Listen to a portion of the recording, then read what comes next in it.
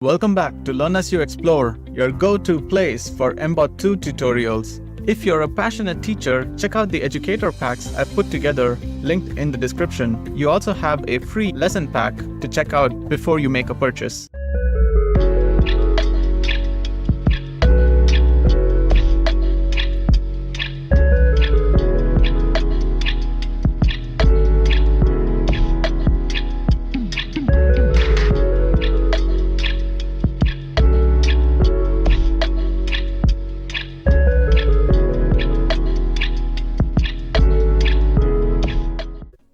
This is a continuation of part 1 of the CyberPi Sensor Games video.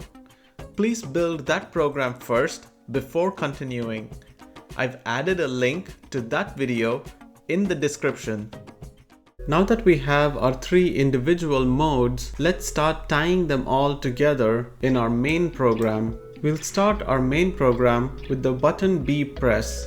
So go to Events and select When Button B Pressed, or actually the name of the block is When Button A Pressed, but we can change that to B. The first thing we want to do is play the high audio tone. So go to Audio and select the Play High Until Done block. Now to switch between the 3 modes, or to cycle between the 3 modes, we're going to use the joystick middle button. So if the user presses the joystick middle button once, we're going to perform the shake mode. If they press it twice, we're going to perform tilt mode.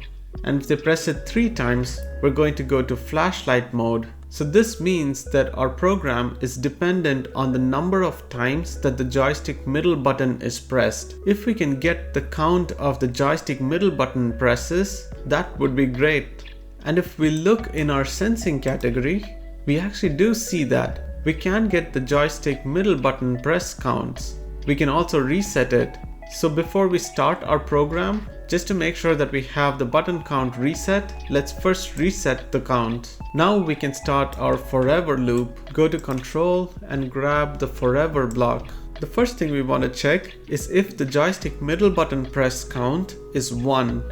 So grab an if then else block and insert it within the forever loop. The condition is going to be if the button press counts is 1. So we want to check if something is equal to 1. So grab the equals block as the condition, and we want the first operand to be joystick middle button press counts, which we can get from the sensing category as we saw before. And we want to check if this is equal to 1. In this case, we want to do the shake operation. So go to My Blocks and grab the shake block and insert it into the if condition. If the counts is not 1, then we're going to be in the else case, and we want to check if the counts is 2. So you can duplicate this entire block and insert it within else. And now we want to see if the counts is 2. Instead of performing shake, we'll perform tilt when counts is 2. So grab the tilt block and insert it there. Similarly, when the count is 3, we want to perform the flashlight operation. So duplicate this block again, insert it within the else, change the condition to count 3, and instead of tilt, we'll perform flashlight by going to My Blocks and grabbing the flashlight block here. So since we want to cycle between shake, tilt, and flashlight, what should happen when the joystick middle button is pressed a 4th time? We want it to go back to the shake mode. And for us to be in the shake mode, the joystick middle button count should be 1. So at this point in the else statement, want to do something like resetting the entire joystick counts. But it's not just the joystick middle button press count that we want to reset. We also want to clear the screen because we might have gotten some messages printed on the display from either the flashlight, tilt, or shake modes that we were in previously, because we might have set the LEDs to a specific pattern depending on what we were doing prior to getting into this else block. So we'll define another My block and call it reset. Now that we have a defined reset block, let's start defining it. The first thing we want to do is to turn off all the LEDs. So go to the LED category, grab the turn off all LEDs block, and the next thing we want to do is to clear the screen. So go to display and get the clear screen block And finally, the most important thing we want to do is to reset the joystick middle button press counts. So grab that block over as well. So in the else case now, we can simply call our reset function. To do that, go to my blocks and grab the reset block here. Now if you follow this logic from the beginning, what would happen when the program starts initially and the joystick button has never been pressed? The count will be 0, and so if the count is 0, we're not going to pass this if check because the count is 0, not 1. We're not going to pass this if check.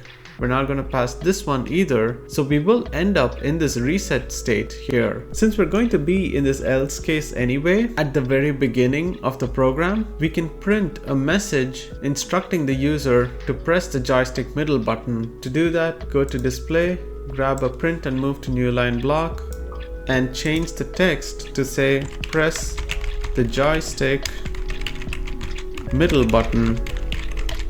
So when the program starts, joystick count is 0, we will enter this else case, we will reset everything so everything is in a clean state, and we'll display this message to the user, press the joystick middle button. As soon as they press it, they're going to increase the count to 1, and then we'll enter the shake mode. When they press it again, joystick count becomes 2, and we'll enter the tilt mode. When they press it a third time, joystick count becomes 3, and we'll enter flashlight. When they press it again, it's not 1, 2 or 3, it's now 4, so we will go into the else block, reset, and print this message to the user asking them to press the button again. So this seems like a really good flow. One final thing that I'd like to do here is to also be able to stop the program or reset it even if we're in the middle of shake or tilt or flashlight. For example, let's say that we're in the shake mode, but we're done playing with the sensor games and we want to reset the program. We'd have to press the middle button 2 more times, actually 3 more times, because when you press it once from shake, you'll go into tilt. When you press it twice from shake, you'll go to flashlight. And when you press it 3 times is when you'll go to the reset mode. But I don't want to have to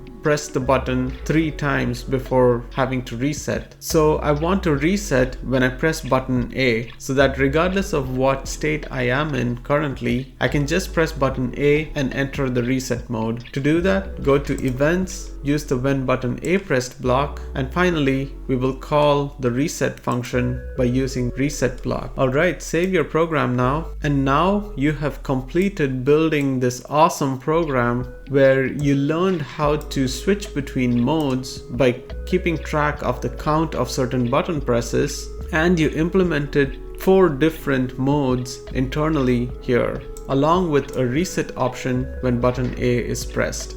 Great work today. Let's go and test it out on our CyberPi. First, make sure that your CyberPi is connected to your computer using the USB cable. Click connect, say connect again, go to the upload mode and click on upload code. Great, let's go test it out on our CyberPi now.